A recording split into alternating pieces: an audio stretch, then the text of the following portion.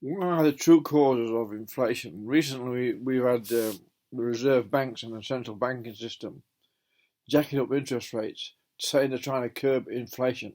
What all jack up interest rates does is put up the price of rents and price of housing, which is inflation itself, the worst sort of inflation possible. Never mind the goods and services, then have to be raised.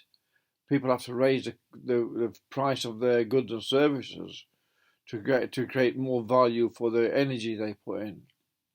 Because when you, as they have done, raise interest rates so quickly, so abruptly over for an all-time low, they automatically taking more and more money out of people's pocket, out of people's discretionary spending. Therefore, other businesses will suffer, and more and more people will become homeless and have more and more difficulty getting a rentable place, or even getting, if they lose their mortgages or forfeit on the mortgage, will they become then homeless?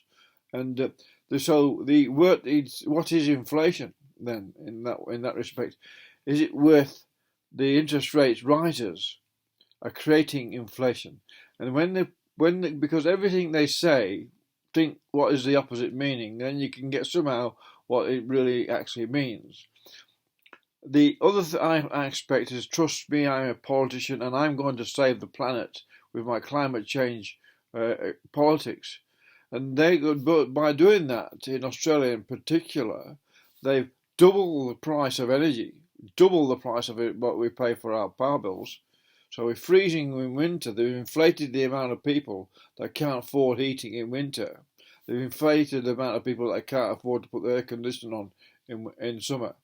And by doing that, but they've also added to the net loss of income that's gone out of the households due to an increased energy bills and high rents and high mortgages, which Australia is now plagued with, and many other places in the world are plagued with, is almost a forerunner, according to Adam Smith, to the collapse in the economy.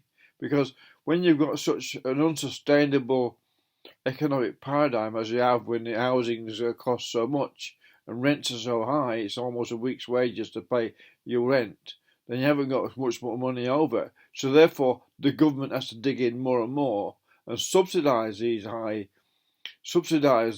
inflated rents and mortgages by doing trickery and making out it's good public policy when he knows the politics has failed to run the economy in such a way we don't have housing inflation, or at least certain amount of people will be protected by that, by the government always providing enough housing.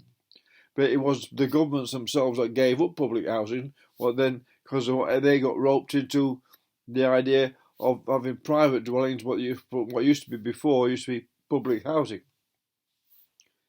So there you are. It's very simple to say that they're doing something about inflation when it's housing, putting interest rates up after having them down and encouraging so much speculation, which drummed up the price of houses. Therefore, that drummed up the price of rents anyway.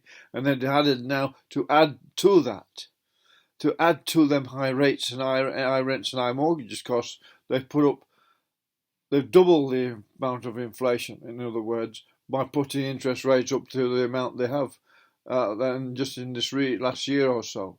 Right on top, as we notice, right on top of the COVID disaster for the economy, we have now a reserve bank, central bank led other attack upon the economy and creating a housing and housing crisis and a heating crisis for the population.